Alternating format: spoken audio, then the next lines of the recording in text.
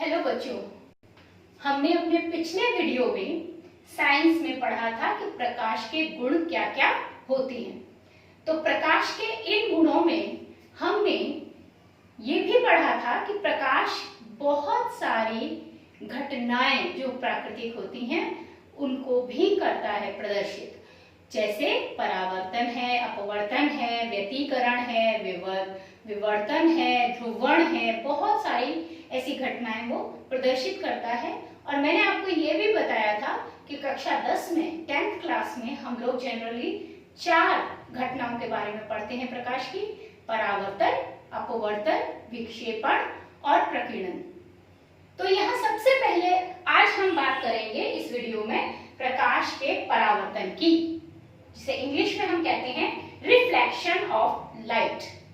मैं इसके लिए एक छोटा सा आप लोगों को प्रयोग करके दिखाऊंगी। ये लाइट आप लोग टॉर्च की देख रहे हो और ये लिया मैंने एक शीशा। जब मैं एक शीशे के ऊपर लाइट डालती हूँ तो क्या होता है? देखो, मैंने इस पे शीशे पे तिरछी लाइट डाली।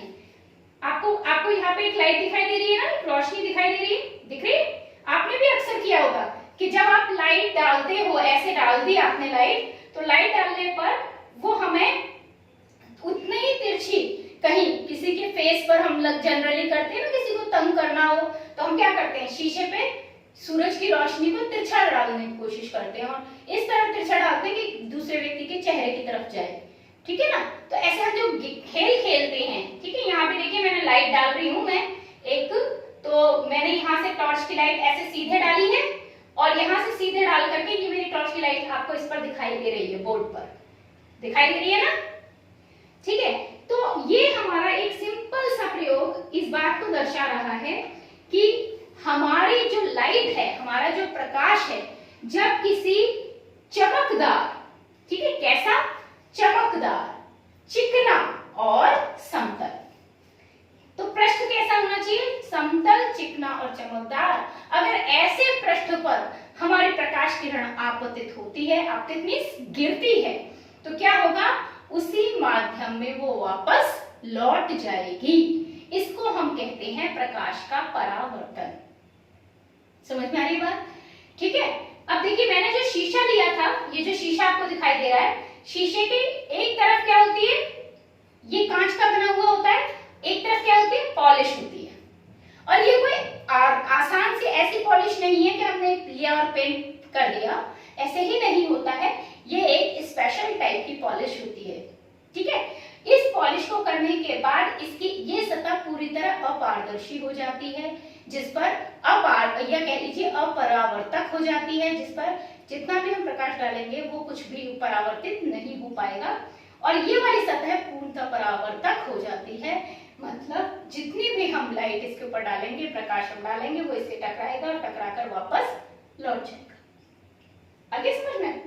आप अपने घर में भी ये प्रयोग करके देख सकते हैं। एक शीशे के ऊपर आप तिरछा लाइट को डालिए, टॉर्च से, मोबाइल के टॉर्च से डालिए, या घर में वैसे टॉर्च है उससे डालिए, या आप सिर्फ बल्ब की रोशनी को कीजिए, तो आपको इस शीशे से प्रकाश का एक बिंब, एक गोल घेरा प्रकाश का अलग दिखाई देगा।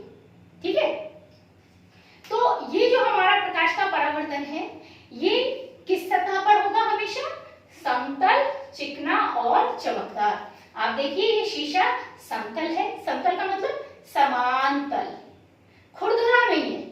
ठीक है, खुरदुरा कैसा होता है?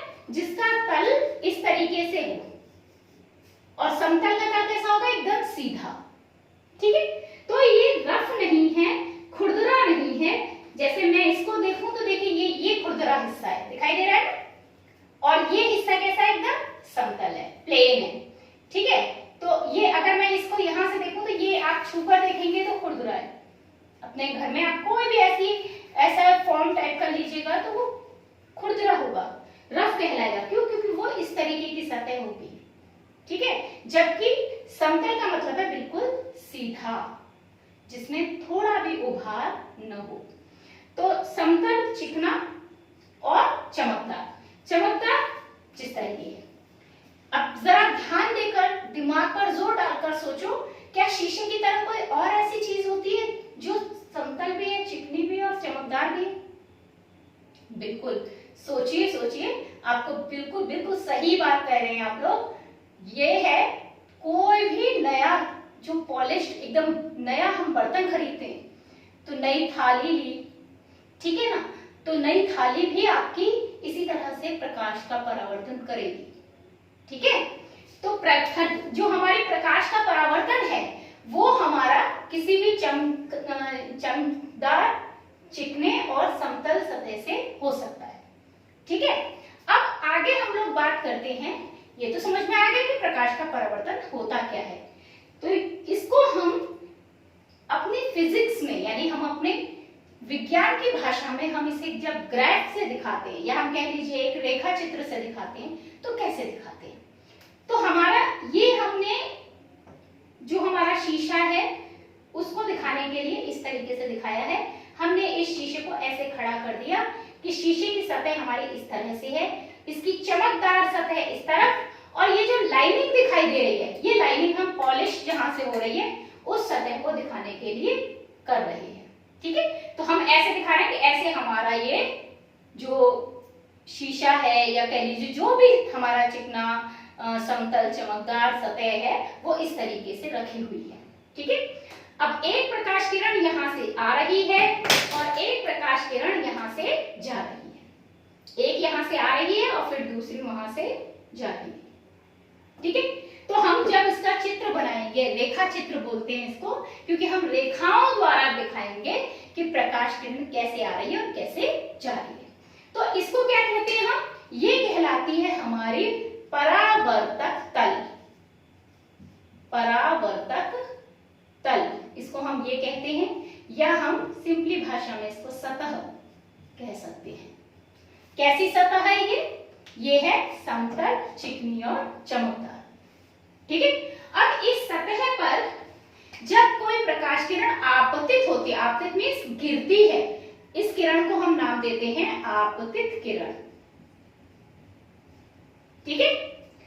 और तो ये आपतित किरण यहां मैंने इसीलिए लिख भी दिया है कि आपतित किरण कौन सी होती है, सतह पर आने वाली प्रकाश किरण। इसमें जो ये एरो साइन है, एरो साइन किस तरफ है, सतह की तरफ। इसका मतलब आपतित किरण सतह की ओर जा रही है, यानी वो अब सतह पे गिरेगी, सतह पर आपतित होगी, ठीक है। तो ये हो गई हमारी आपतित किरण।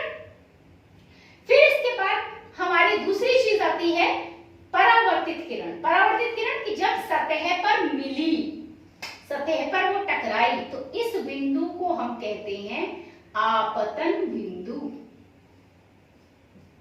ठीक है। आपतन बिंदु वो बिंदु जिस पर प्रकाश किरण आपतित होती है। मान लीजिए इस बिंदु को आप O नाम दे सकते हैं, ठीक है। तो ये जो O बिंदु दिखाई दे रहा है, ये O बिंदु है आपतन बिंदु, ठीक। और इस O बिंदु से जब आपतित किरण टकराई, टकराकर वो क्या हुई, वापस उतनी ही तिरछी लौट गई।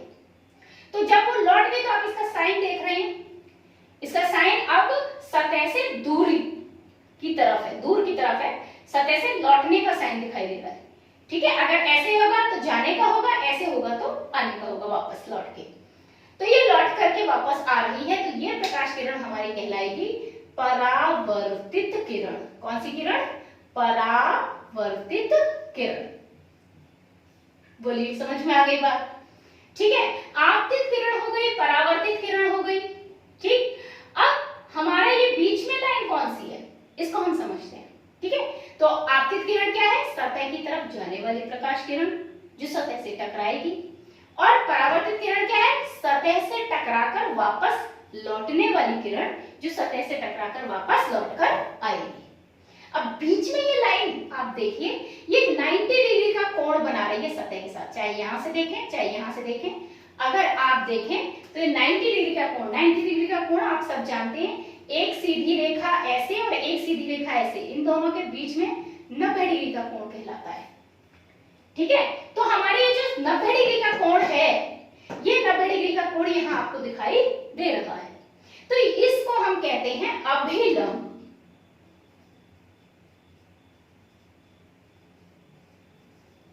ठीक है। इसको क्या नाम दे रहे हैं हम, अभिलंब। ये हमारी अभिलंब कहलाती है। अभिलंब क्या होता है? आपतन बिंदु पर सतह से लंबवत एक खींची गई रेखा। सतह हमारी ऐसे है और हमने उसके 90 डिग्री के कोण पर एक सीधी रेखा खींची है, जिसे हम अभिलंब कहेंगे।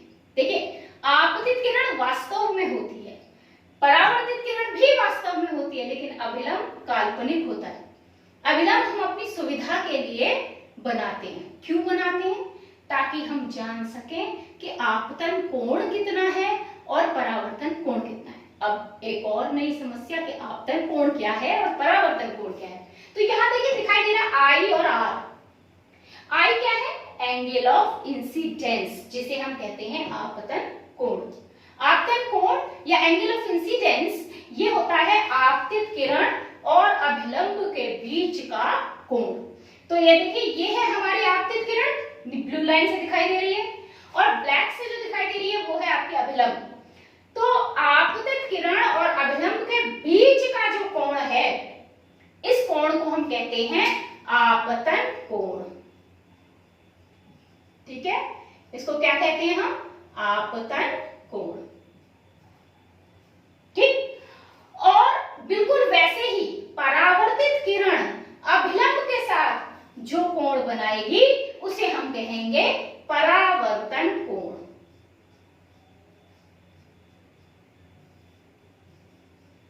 ठीक है, तो हमें आपतन कोण पता है, परावर्तन कोण पता है।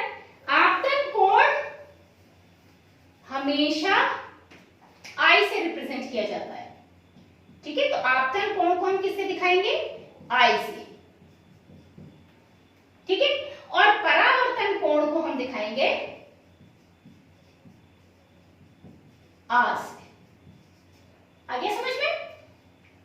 ठीक है, तो ये है हमारी कुछ परिभाषाएं जो हमें इस रेखा चित्र को बनाते समय याद रखनी होगी। ये जो मैंने रेखा चित्र आपको दिखाया है, ये रेखा चित्र समतल दर्पण के लिए है। समतल दर्पण, जो दर्पण बिल्कुल समतल है, जैसे आपके घरों में जो दर्पण है, शीशा है, वो समतल दर्पण ही है। समतल दर्पण से जो परावर्तन है वो हम यहाँ पर समझ रहे हैं। ठीक है, तो क्या होता है समतल दर्पण से परावर्तन? कि हमारी ये सतह परावर्तक तल कहलाती है, सीधा है बिल्कुल, जैसे मैंने ये शीशा दिखाया आपको, समतल। ठीक है, और इस पर आपतित हुई, ये देखिए ये बिल्कुल सीधा है। ठीक है, इसमें अंदर की तरफ ना तो ये धसा हुआ है, ना बाहर की तरफ को उभरा हुआ है। तो हमारे ये जो सतह है ये सीधी सतह है। इस सतह पर ये किरण आपतित है, ये किरण परावर्तित है, और इनके बीच में ये एक अभिलंब है। आपतित किरण का अभिलंब से कोण आपतन कोण कहलाएगा, परावर्तित किरण का अभिलंब से कोण परावर्तन कोण कहलाएगा। ठीक है, क्लियर हो गई यहां तक सारी चीजें? ये सब आपको याद रखने हैं क्योंकि हम इनका उपयोग बार बार करेंगे, और हर बार जब हम इनका नाम लेंगे तो आपको पता होना चाहिए कि आपतित किरण किसे कहते हैं, परावर्तित किरण किसे कहते हैं, आपतन कोण किसे कहते हैं, परावर्तन कोण किसे कहते हैं। आपतित किरण को हम इंग्लिश में इंसिडेंट रे कहते हैं और परावर्तित किरण को हम रिफ्लेक्टेड रे कहते हैं। तो ये आपको ध्यान रखना है। ठीक है, अब इसके बाद में हमारा आता है परावर्तन के नियम। परावर्तन के नियम मतलब परावर्तन की शर्तें क्या हैं? तो दो शर्तें हैं या दो नियम हैं जो फॉलो होंगे, जिनका अनुसरण हमेशा होगा जब भी प्रकाश का परावर्तन होगा।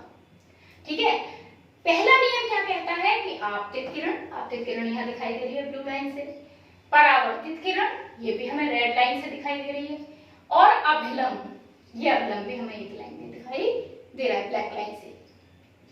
तीनों एक ही तल में होते हैं। इसका क्या मतलब है तीनों एक ही तल में होते हैं? ये आपको दिख रहा है कि तीनों एक ही बिंदु पर मीट कर रहे हैं, एक ही बिंदु पर मिल रहे हैं। ठीक है, एक ही बिंदु पर मिल रहे हैं। ये तभी मिल सकते हैं एक ही बिंदु पर अगर ये तीनों एक ही तल में हों, अन्यथा अलग अलग तल में होने पर इनका मिलना संभव नहीं है। ठीक है, हमारे जो तल हैं वो XYZ एक्सिस पर होते हैं, जिसको अभी आपको समझने की जरूरत नहीं है। तो अलग अलग, एक किरण अगर यहाँ है, एक किरण अगर यहाँ, एक किरण अगर यहाँ, एक इस तल में है, एक तल में, एक इस तल में, तो इनके आपस में मिलना संभव नहीं है। इसलिए ये जरूरी है कि हमारे ये तीनों एक ही बिंदु पर मिलेंगे, ये आवश्यक है, ये मिलेंगे तभी प्रकाश का परावर्तन संभव है। तो पहला आपतित किरण, परावर्तित किरण और अभिलंब तीनों एक ही तल में होते हैं। पहला नियम क्लियर हो गया, ठीक है। अब हम दूसरे नियम की भी बात करते हैं। दूसरा नियम बहुत इजी है, बहुत ही बढ़िया नियम। क्या है? आपतन कोण और परावर्तन कोण आपस में बराबर होते हैं। याद रखिए कि आपतन कोण और परावर्तन कोण हमेशा क्या होंगे? आपस में बराबर होंगे। तो मैंने आपको बताया आपतन कोण I से होता है, परावर्तन कोण R से होता है। तो परावर्तन कब होगा? जब I बराबर होगा R के। इस पर कई बार सवाल भी पूछा जाता है कि वो दे देते हैं, एक पिक्चर दे दी और उसमें उन्होंने इस तरीके से बना दिया और यहाँ लिख दिया 60 डिग्री, और आपसे वो पूछ रहे हैं इसे बताइए ये कितना है। ठीक है, ये उन्होंने तीर के निशान लगा दिए। तीर का निशान इस तरफ है, इसका मतलब प्रकाश किरण इस तरफ जा रही है। एक इधर के तीर का निशान है तो ये वाले आ रही है। तो ये परावर्तन कोण है, ये हमारा आपतन कोण है। तो हमें आपतन कोण जो है वो I दे दिया है 60 डिग्री। हमसे पूछ रहे हैं R कितना होगा। तो भाई I बराबर क्या होता है? R किसके लिए? परावर्तन के लिए, यानी कि R भी 60 डिग्री होगा। आ गया समझ में? ठीक है। अब इसी तरीके से एक और क्वेश्चन है जो पूछ लिया जाता है। मैं और बताती हूँ आपको क्या क्वेश्चन पूछा जा सकता है। आपको पिक्चर दे दी, एक चित्र दे दिया और उस चित्र में उन्होंने ऐसे दे दिया, ठीक है, और उन्होंने ये कोण दिया है। मान लीजिए ये कोण उन्होंने 30 डिग्री दिया है and they want to know, और अब वो जानना चाहते हैं कि आप ये कोण बताइए। ठीक है, तो आप कैसे निकालेंगे? देखिए बच्चों, ये आपका दिखाई दे रहा है साफ साफ कि ये 90 डिग्री के कोण है। ये वाला एंगल क्या कहलाता है? I कहलाता है, आप जानते हैं। ठीक है, तो आप कैसे इसको हल करेंगे? हल करने का तरीका देखिए क्या होगा। हम जानते हैं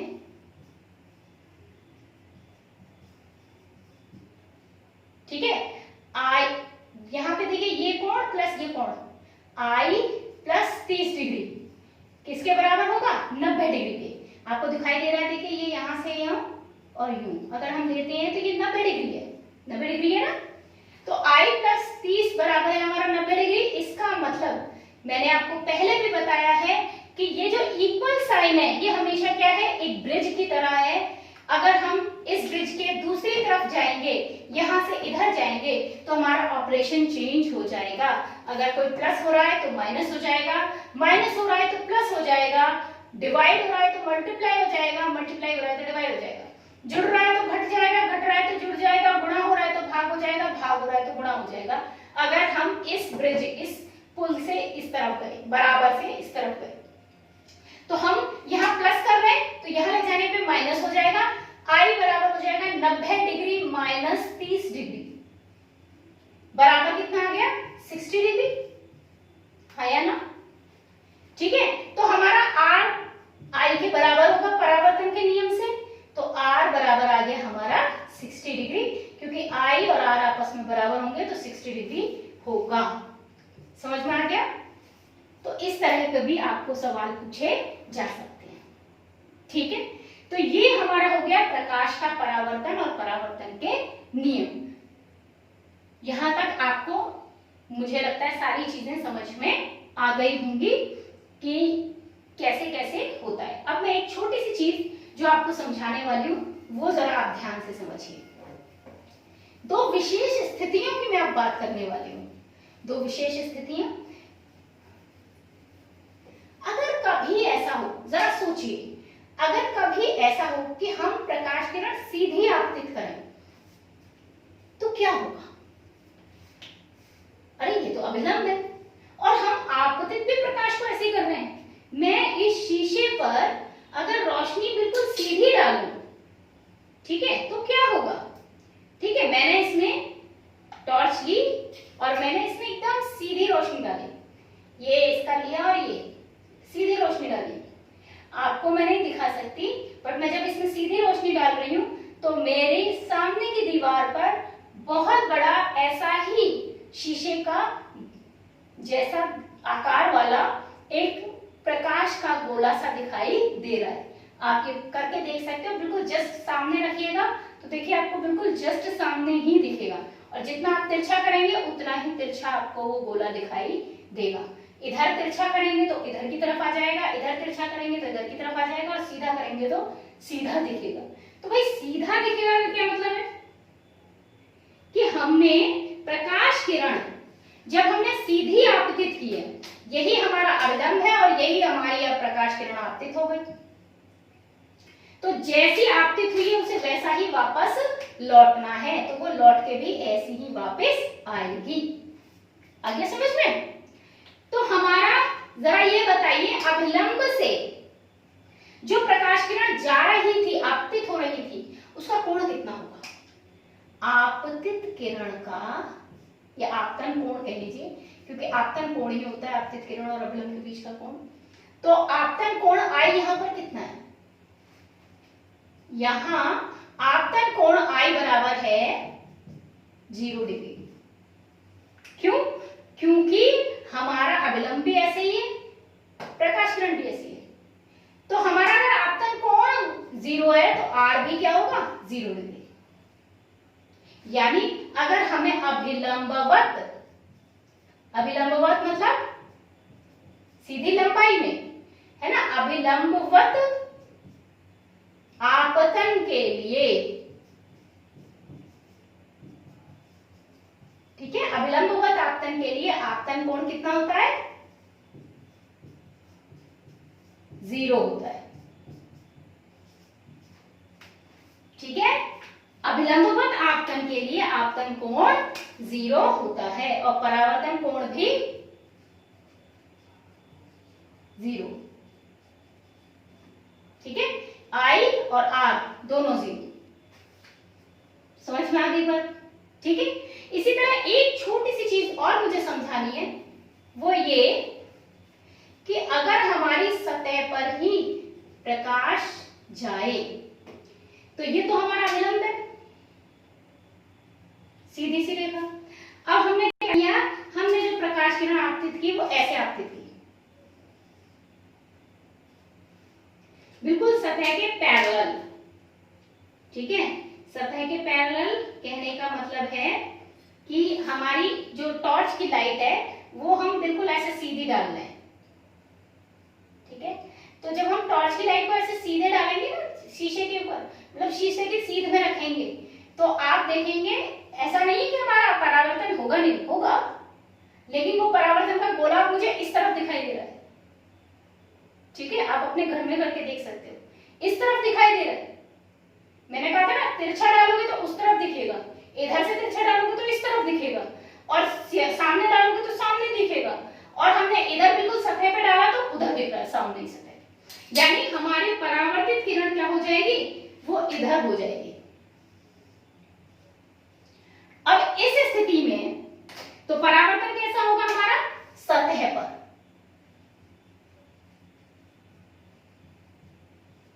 सतह पे ही परावर्तन होगा। ठीक है, और हमारा 90 डिग्री ही आपतन कोण होगा और 90 डिग्री ही हमारा परावर्तन कोण होगा। आ गया समझ में? ठीक है, तो जब सतह पे परावर्तन होता है तो हमारा आपतन कोण और परावर्तन कोण दोनों ही 90-90 डिग्री के हो जाते हैं, क्योंकि ये है हमारी आपतित किरण और ये है हमारा अभिलंब। इनके बीच का कोण हम लेते हैं तो इनके बीच का कोण क्या है? 90 डिग्री। इसी तरह अभिलंब और परावर्तित किरण के बीच का कोण भी हमारा 90 डिग्री है। ये भी आपका 90 डिग्री है और ये भी आपका 90 डिग्री है। तो यहाँ प्रकाश का परावर्तन के बारे में हमने ये समझा कि प्रकाश का परावर्तन होता क्या है, परावर्तन के नियम क्या हैं। ठीक है, अलग अलग परिभाषाएं हमने समझी, आपतित किरण की, परावर्तित किरण की, अभिलंब की, आपतन कोण की, परावर्तन कोण की, और समझा कि यदि हमारी प्रकाश किरण सतह पर ही आपतित हो जाए तो क्या होगा, और अगर हमारी प्रकाश किरण लंबवत आपतित हो जाए तो क्या होगा। क्योंकि ये क्वेश्चंस 1 मार्क क्वेश्चन के तौर पर कई बार बहुविकल्पित प्रश्न के रूप में या अति लघु प्रश्न के रूप में पूछ लिया जाता है कि अभिलंबवत आपतन के लिए आपतन कोण का मान कितना होगा या परावर्तन कोण का मान कितना होगा, और सतह पर क्षैतिज, ठीक है ना, सतह पर क्षैतिज मतलब सतह के साथ साथ, सतह के साथ साथ सतह पर ही अगर प्रकाश का आपतन हो तो प्रकाश का परावर्तन कहाँ होगा। तो ये यहाँ पर हमारा वीडियो हम लोग क्लोज करते हैं। आज के लिए बस इतना ही।